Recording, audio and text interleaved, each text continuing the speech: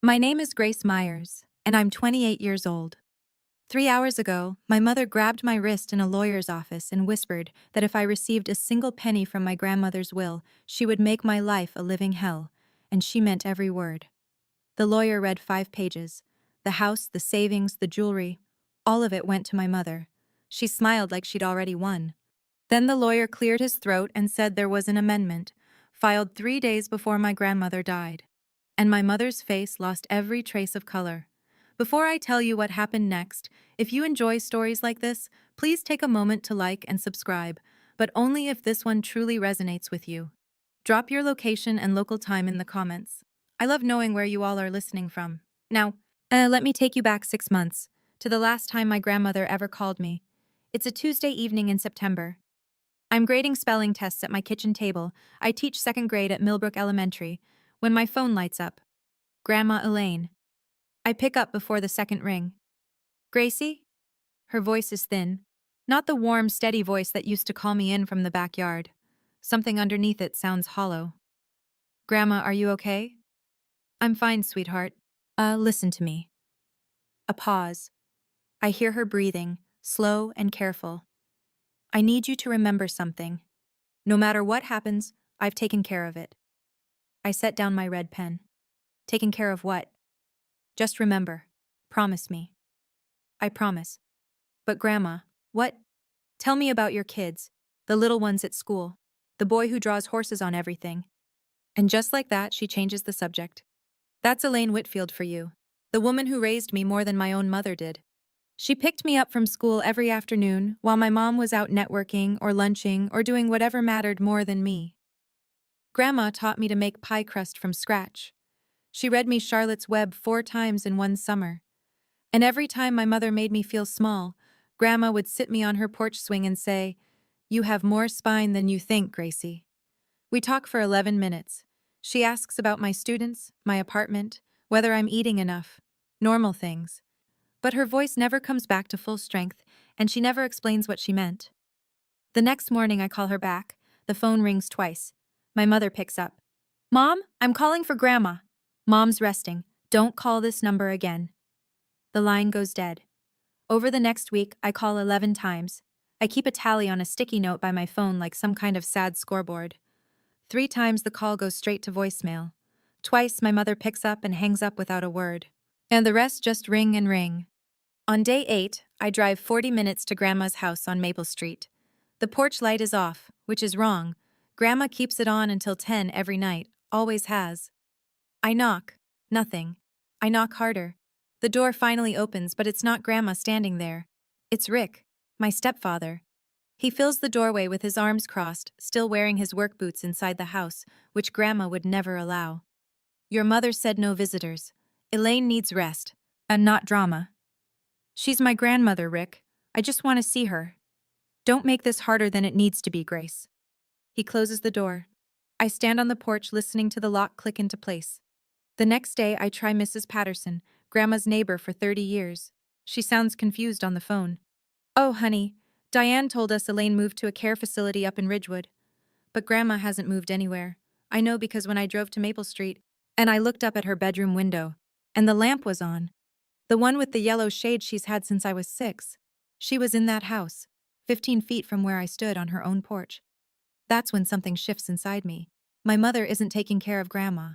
My mother is keeping her, and she's making sure I can't get close enough to find out why. 3 months pass, 91 days. I don't see my grandmother once. Every Sunday I write her a card. Short things, how my students are doing, what the weather's like, that I made her peach cobbler recipe and burned the top. I mail them to Maple Street.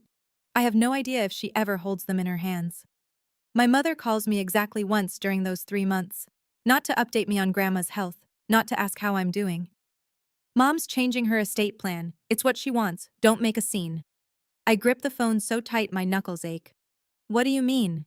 You're changing it?" "It means it's handled. It means you should focus on your little teaching job and let the adults manage things." My little teaching job. I make $34,000 a year. I looked into hiring an elder law attorney. The retainer alone would take 3 months of rent. I have no proof of anything except a feeling in my gut and a porch door locked in my face. I'm completely powerless, and my mother knows it. Then, a Tuesday night, late November. My phone buzzes. Unknown number. Shen, a text message, 4 lines. Your grandmother is in hospice now. She asks about you every day. I'm sorry I can't say more. Please don't give up on her. No name, no explanation. Just someone reaching out through a crack in the wall my mother built. I read that message 7 times. I screenshot it. I pressed my phone against my chest like it's a letter from a war zone, because in a way, it is. Someone knows the truth. Someone is watching. But who? And I sit on the floor of my apartment that night, back against the wall, a box of old photos open in my lap. There's one from my 8th birthday. Grandma and me blowing out candles together, her arm around my shoulders, both of us laughing. My mother isn't in the frame. I don't think she was in the room. I start doing the math in my head. Not money math, loss math. If I stay quiet, I lose the chance to say goodbye to the only person who ever fought for me. I lose every photo, every journal, and every piece of jewelry Grandma promised would be mine someday. I lose the house where I learned what love was supposed to feel like. But worse than all of that, I lose myself. Because this is the pattern. When I was 18, Grandma gave me her old Buick so I could drive to college. My mother sold it within a month, said it was an eyesore in the driveway. I said nothing. When my mother told her friends at church that I was ungrateful and distant, I said nothing. But when she forgot my college graduation, I said nothing. 28 years of nothing. If I stay quiet now, Grandma dies thinking I didn't care enough to fight back. I kept asking myself, was I wrong for wanting to see my own grandmother? Was I being selfish, like my mother always said? Or was she the one who had crossed every line? Honestly, I still don't know if I waited too long to push back. What would you have done? Would you have fought harder? Or would you have been afraid of losing everything too? Tell me in the comments, because back then, I really needed someone to tell me I wasn't crazy. I don't sleep that night. By morning, I have a plan. Not a great one, but a plan. Years ago, Grandma added me as a secondary contact on her insurance. I remember because she made me write down the policy number on an index card. Keep this somewhere safe, Gracie, just in case. At the time, I thought she was being dramatic. But now I understand. She was thinking ahead long before I realized anyone needed to. I call the insurance company. After 40 minutes on hold, a kind woman confirms Grandma is receiving hospice care through Meadowbrook Home Health. I hang up and drive straight there. The lobby smells like floor cleaner and flowers that are one day past fresh. I approach the front desk and give my name. The woman behind the counter types, pauses, and looks up at me with practiced sympathy. I'm sorry, ma'am. Your name isn't on the approved visitor list. I'm her granddaughter, her only granddaughter. I understand. But the primary contact, a Diane Myers, provided a specific list. We're required to follow it. My mother put together a list of people allowed to see my dying grandmother, and left me off it. I sit in the parking lot for an hour. The engine is off. My hands are on the steering wheel, and I'm not sure when they started shaking. Then I see a woman in scrubs walking out the side entrance, middle-aged, tired, carrying a canvas tote. She reaches her car, then pauses, looks across the lot, looks straight at me through my windshield, holds my gaze for 3-4 seconds. Then she turns away and gets in her car. I don't know her name, not yet. 2 weeks later, my phone rings at 7 in the morning. My mother's name on the screen feels like a stone dropping into water. Mom passed this morning. Funeral's Thursday. Wear something appropriate. Not, I'm sorry, Grace. Not, she went peacefully. Not, are you okay? Instructions, that's what I get. A dress code. Thursday comes. The church is half full. Neighbors, book club women, a few cousins I haven't seen in years. Grandma's casket sits beneath a spray of white roses that my mother almost certainly picked out for the photos. And there is Diane, center stage, dabbing her eyes with a handkerchief, hugging every single person who walks through the door. I was with her every single day until the end, she tells Mrs. Patterson. She says it loud enough for the whole pew to hear. I never left her side. I stand in the back row. Nobody asks how I'm doing. Nobody asks where I've been. They already have Diane's version of the story. Rick passes me on his way to the restroom. Doesn't look at me. Just mutters, "Don't cause any trouble today." I watch my mother accept sympathy for a death she made lonelier than it had to be. And something inside me turns very still and very cold. Then, a hand on my shoulder. Gentle. I turn. It's the woman from the parking lot. Same tired eyes. She's in a dark blouse now instead of scrubs, but I recognize her instantly. She leans close. She talked about you. Every day. Before I can say a word, before I can even ask her name, she steps back, turns, and disappears through the side door of the church. Every day. Grandma asked about me every day. 1 week after the funeral, as an email lands in my inbox from the law office of Howard Callahan. Subject line: Estate of Elaine R. Whitfield. Reading of Last Will and Testament. Friday, 2 o'clock. Please confirm attendance. My phone rings before I finish reading. Diane. You got the email? Yes. Just show up and keep quiet. Why would I need to keep quiet? Because there's nothing in that will for you, Grace. How do you know that? A pause, then flat and final. Because I made sure of it. 6 words. That's all it takes to confirm what I've feared for 3 months. My mother didn't just take care of Grandma, she took care of the paperwork too. She made sure every dollar, every floorboard, every piece of my grandmother's life was pointed in one direction: hers. I set the phone down on my kitchen counter and stare at the ceiling. No lawyer, no savings, no recording of that call. It's my word against hers, and in this family, my word has never been worth much. I think about calling one of those free legal hotlines. I think about driving to the police station. I think about standing up in the lawyer's office and telling everyone what Diane did. But with what proof? A blocked phone log? A parking lot memory? A stranger who touched my shoulder and walked away? I don't have a hand to play. My mother holds every card. But somewhere underneath all that, underneath the panic and the grief, I hear Grandma's voice from that September phone call. A thin but certain. I've taken care of it. I still don't know what that means. But Friday, I'll be there. And I won't keep quiet. Not this time. Thursday night. The apartment is quiet except for the hum of the refrigerator and the sound of my own breathing. I'm sitting cross-legged on my bed with a shoebox of photographs. Grandma and me at the county fair, powdered sugar on our chins. Grandma teaching me to sew a button, my fingers clumsy, her hands steady over mine. But Grandma at my high school graduation, holding a sign that said, "That's my girl," in block letters she'd painted herself. My phone buzzes. Rick. Tomorrow is about respecting your mother's sacrifices.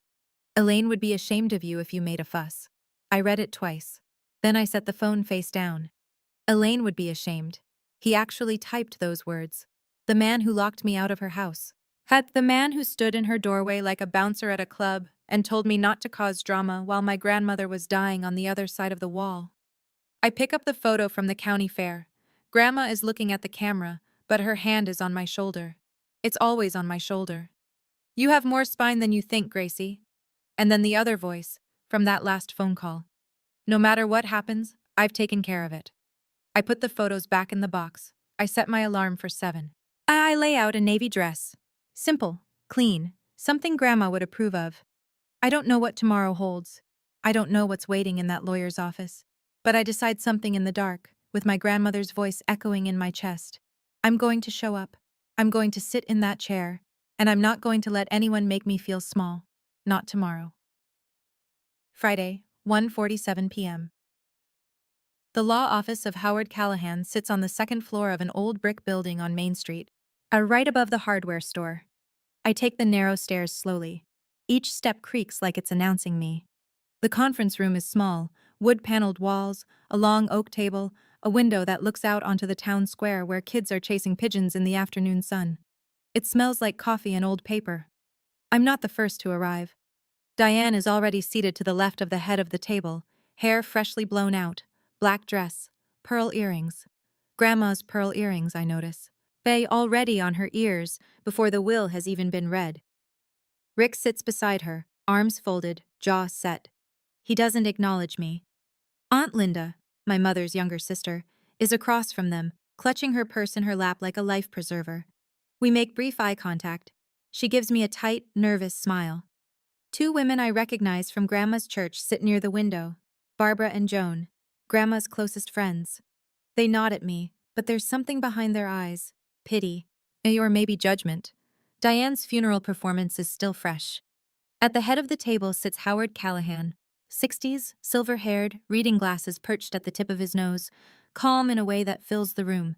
In front of him is a document folder, thick, held together by a binder clip. But I notice something.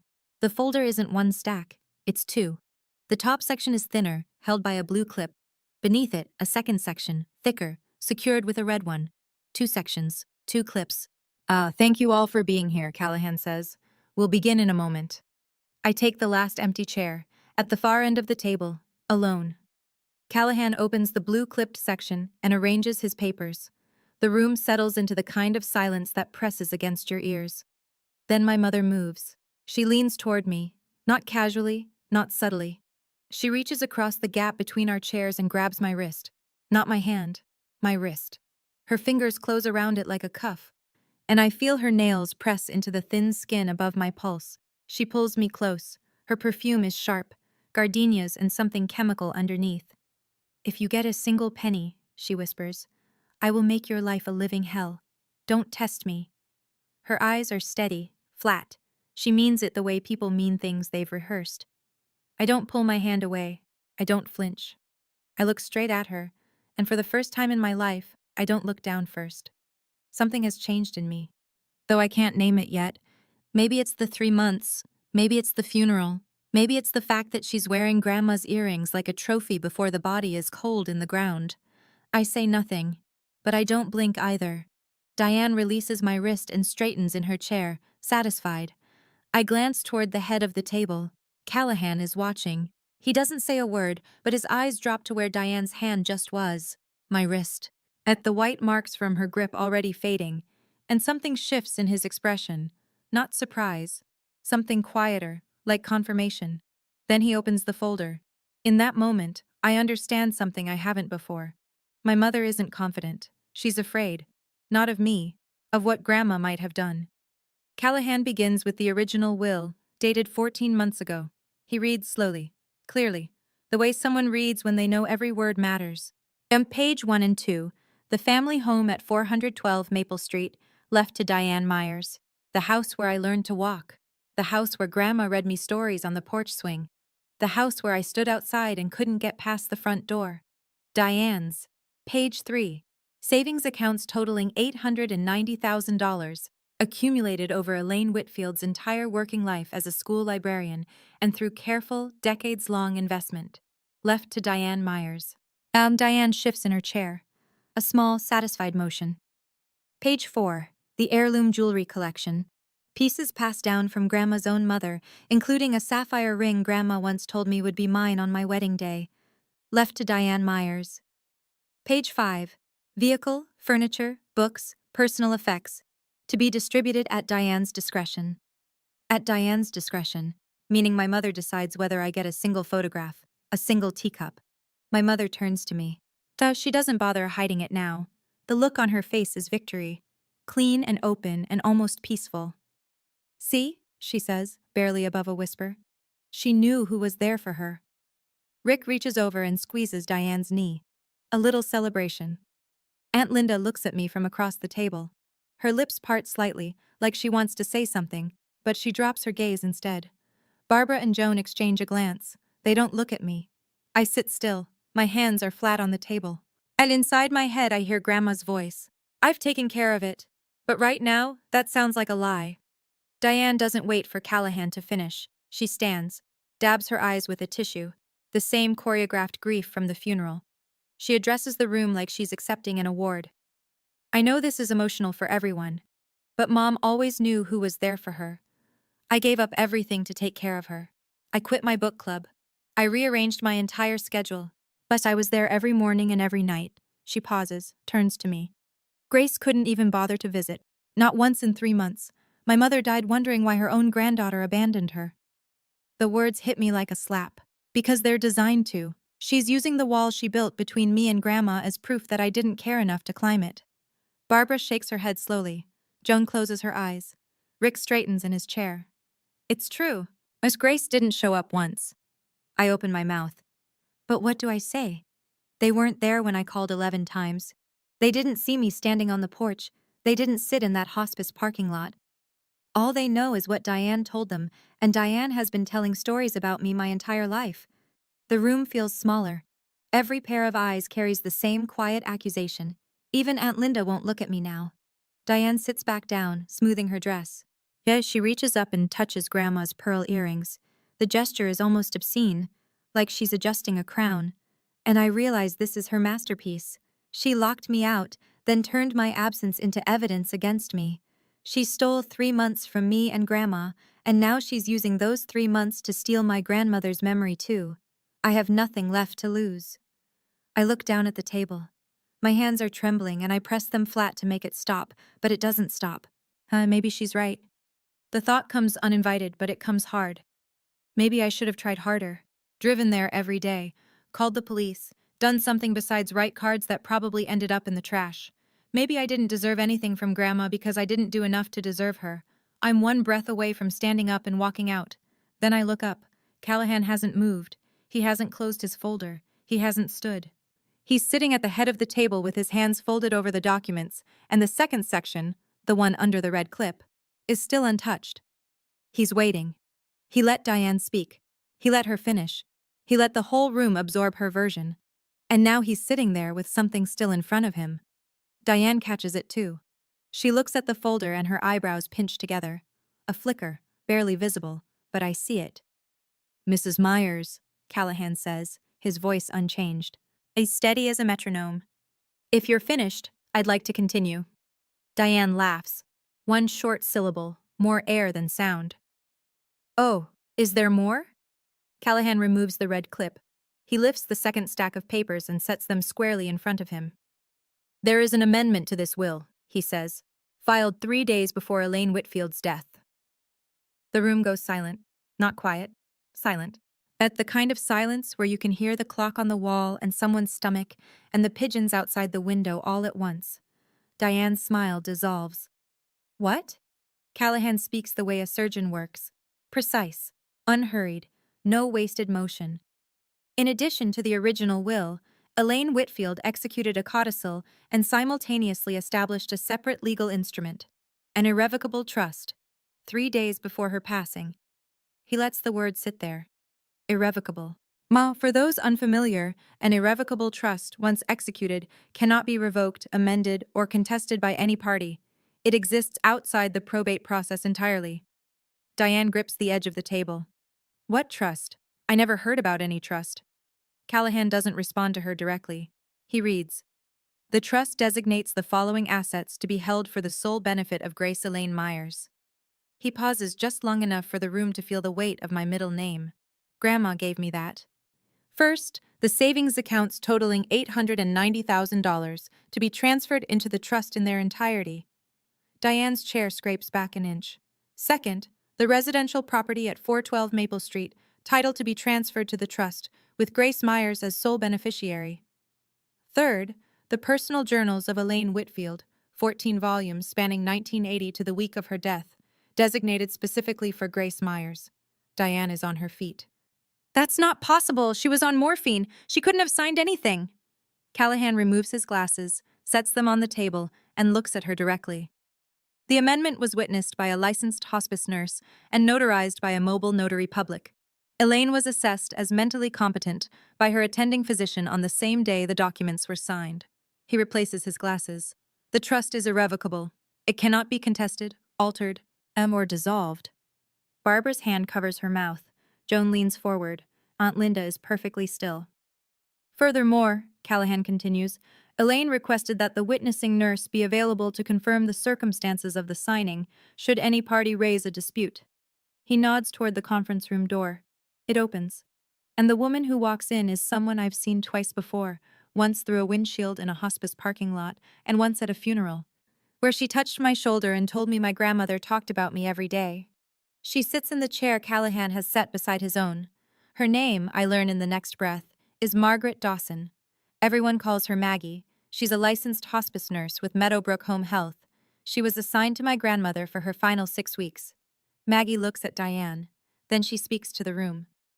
Elaine was fully alert on the day of signing. She dictated the terms of the trust herself, clearly and without hesitation. Diane's mouth opens, but nothing comes out. "Elaine told me that her daughter had restricted her granddaughter's visits," Maggie continues. "She said her daughter had taken her phone. She told me she'd been pressured into signing the original will during a period when she was too weak to resist." Joan makes a small sound. Barbara turns and stares at Diane. Elaine asked me to contact Grace from my personal phone. That text message, that was me. And she asked me to witness the new documents because she wanted someone outside the family to protect her final wishes. The room reshapes itself. I can feel it. The way gravity shifts when truth enters a space that's been holding a lie. Barbara and Joan are no longer looking at me with pity. They're looking at Diane. And Diane looks like she's been turned inside out. Callahan opens a slim envelope from inside the folder. Elaine included a request that one specific passage from her final journal be read aloud at this proceeding. He unfolds a photocopied page. I recognize Grandma's handwriting. Looping, careful cursive, the same penmanship she used to label every jar in her pantry. Callahan reads, "My daughter Diane has not allowed Grace to visit me in over 2 months. She took my phone from the nightstand while I slept. She brought papers and said I needed to sign them. I was tired. I signed. Was I should not have, and I knew it the moment the pen left the paper." The room is so quiet I can hear Aunt Linda breathing. I love my daughter, but I cannot let her take everything from Grace.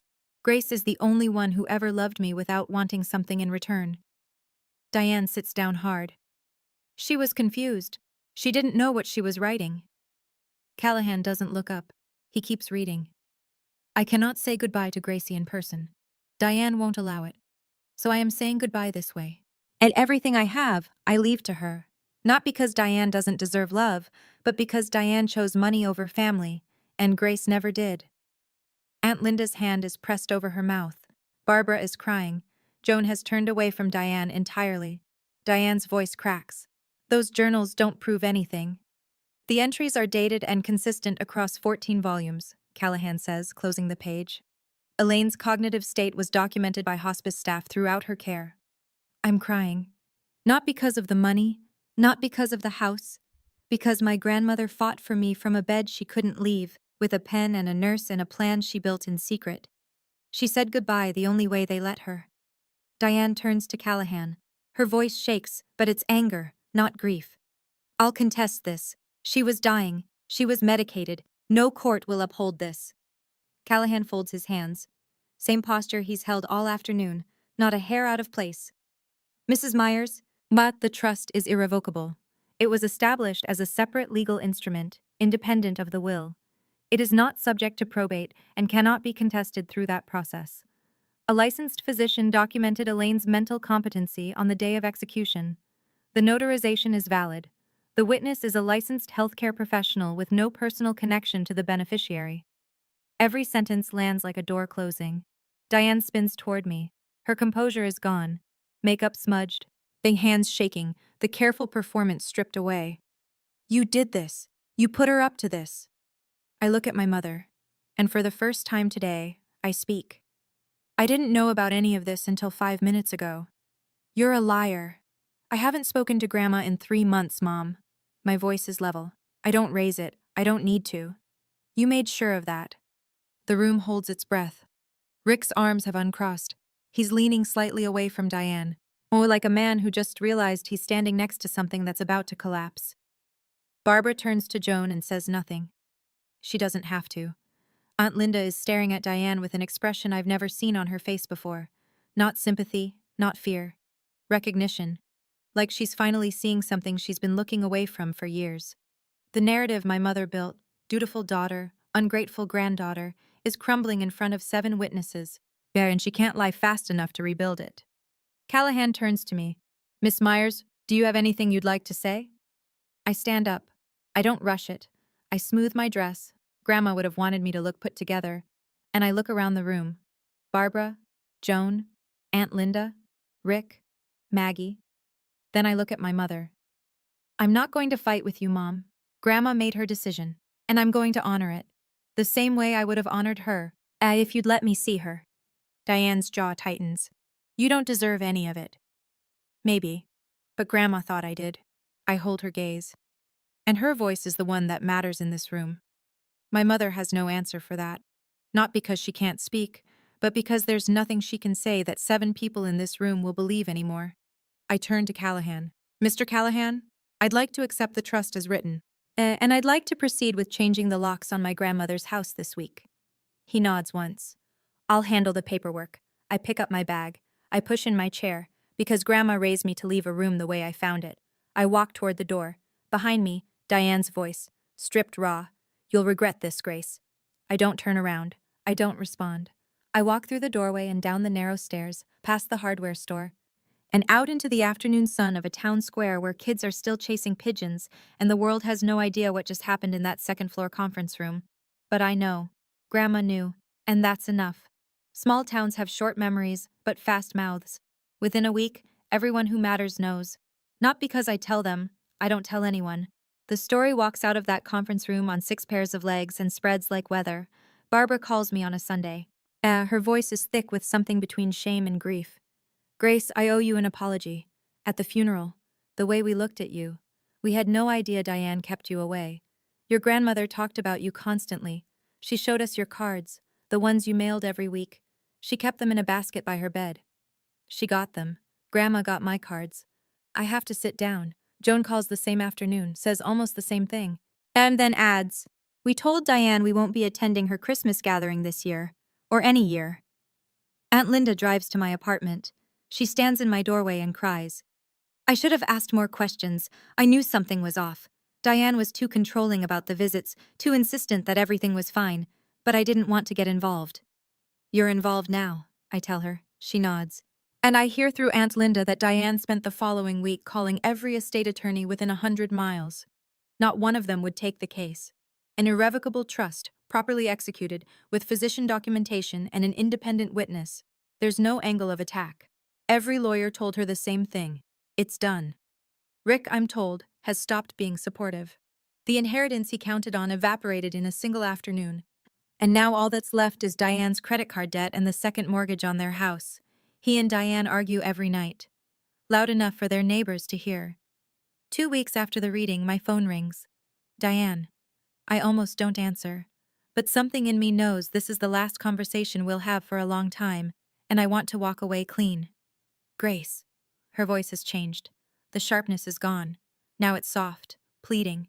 The victim voice. I've heard it my whole life. It usually aimed at other people. This time it's aimed at me. Grace, I'm your mother. You can't shut me out. I took care of Grandma for years. I deserve something. You deserve to be heard, Mom. So I'm listening. What exactly did you do for Grandma in those last 3 months? Silence. You took her phone. You locked her door. You told her neighbors she'd moved. You kept me away from her deathbed. My voice is steady. Each sentence is a fact, not an accusation. And then you stood at her funeral and told a room full of people that I abandoned her. I did what I had to do. And Grandma did what she had to do. Longer silence. I can hear her breathing, uneven, ragged. I love you, Mom, but I don't trust you. And I'm not going to let you control me the way you controlled her. Don't call me again unless you're ready to be honest, truly honest, about what happened. I hang up. That phone call was one of the hardest things I've ever done. A part of me wanted to forgive her right there. Part of me wanted to scream. And a quieter part kept wondering, did she ever really love Grandma? Or was it always about the money? What do you think? Was Diane always this way? Or did desperation turn her into someone she never meant to become? Have you ever had to draw a line with your own parent? Tell me in the comments. Without Grandma's money, reality catches up to Diane fast. Aunt Linda fills me in, not to gossip, but because she thinks I should know. Diane owes $43,000 in credit card debt. She and Rick took out a second mortgage 2 years ago to remodel their kitchen. The monthly payments were manageable only because Diane assumed the inheritance would cover everything. She told Rick as much, promised him. He built a budget around money that wasn't his. Now there is no inheritance. And Rick is the kind of man who keeps score. Their arguments aren't private anymore. The neighbors on both sides have heard the shouting. Rick sleeps in the guest room. Aunt Linda says he's already talked to an attorney, not an estate attorney, a divorce attorney. Diane tries to rebuild her reputation at church. She tells the congregation a version of the story where she's the wronged mother and I'm the scheming grandchild. But Barbara and Joan got there first. They told the truth quietly, to the people who mattered. The pastor pulls Diane aside after service for a private conversation. She doesn't return the following Sunday. A week later, I get an email. Long, 5 paragraphs. I'm sorry. I was scared. I was in over my head. Can we start over? I read every word. I sit with it. I think about Grandma, who loved Diane despite everything, who wrote in her journal that she wondered where Diane's selfishness came from and whether she was partly to blame. I don't respond. Not because I'm cruel. But because I've finally learned something it took me 28 years to understand. Every apology from my mother has always been a door back to control.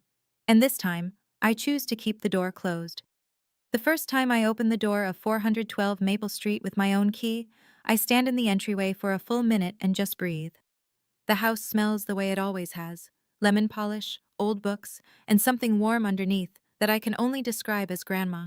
Her kitchen still has the yellow curtains with the tiny flowers. Her armchair still holds the shape of her. The crocheted blanket she kept on the back of it is exactly where she left it. I walk through every room like I'm visiting a museum of the best parts of my childhood. The marks on the kitchen doorframe where she measured my height every birthday. The windowsill in the living room where she kept her violets. At the reading nook under the stairs where I used to hide with a flashlight and a stack of library books. In her bedroom, on the shelf beside the window, I find them. 14 journals. Dark green covers, numbered in her handwriting. 1980 to 2024. 44 years of a woman's interior life, lined up like soldiers. I sit on the floor and open the last one. The final page has my name on it. Gracie. If you're reading this, it means my plan worked. Don't be sad, be brave. And don't let anyone make you small again. Love always, Grandma E. I press the journal to my chest and I cry.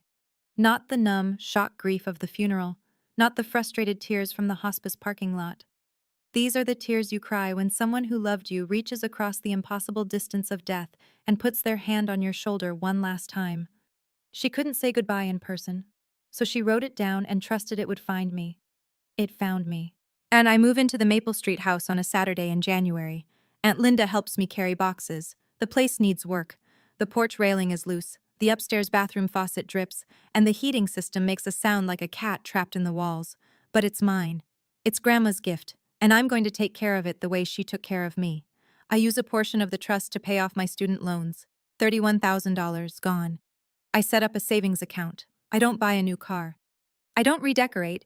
I keep teaching second grade at Millbrook Elementary. My students don't know anything has changed, and that's how I want it. Every evening, I read a few pages of Grandma's journals. She writes about her girlhood in this very house, about marrying Grandpa, who died before I was born, about raising Diane. And here the pages get complicated. She loved Diane fiercely, but she saw the selfishness early. She writes about it with more sadness than anger. In one entry from 2009, she writes, Diane learned to take from somewhere, and I'm afraid it might have been from watching me give too much. She wasn't just protecting me. She was reckoning with her own part in the story, even at the end. I call Maggie to thank her. We meet at a diner in town. Over coffee, she tells me things I'll carry forever. Your grandmother was the bravest patient I ever had. She planned everything from that bed. The trust, the codicil, the journals, the timing. She had me call Mr. Des Callahan 3 times to make sure every detail was right. Maggie smiles. And she smiled the whole time. That's my grandma, fighting with a pen and a smile. I used to think that being a good daughter meant never saying no. I thought silence was loyalty. I thought if I just loved hard enough, if I was patient enough, if I was small enough, my mother would eventually love me back the same way. Grandma taught me something different, not through lectures, not through advice. It through what she did from a hospital bed with a failing body and a clear mind. She taught me that protecting someone you love sometimes means making the hard choice, even when it costs you peace. I don't hate my mother. I want to be clear about that. I don't wish anything bad on her. Some nights I still think about that email she sent. Can we start over? And part of me aches. She's my mom. That doesn't go away. But I've stopped waiting for her to become someone she's not. Here's where things stand. I don't call Diane. She doesn't call me. If that changes someday, it'll be because she's ready to be honest, not because I caved. I don't let Rick's texts get past my block list. I see Aunt Linda every other week for dinner. She's learning to cook Grandma's recipes, badly, and we laugh about it. I keep in touch with Barbara and Joan. I read Grandma's journals slowly, because I don't want them to end. And I live in the house on Maple Street. And I fixed the porch railing myself. The faucet still drips. I'll get to it.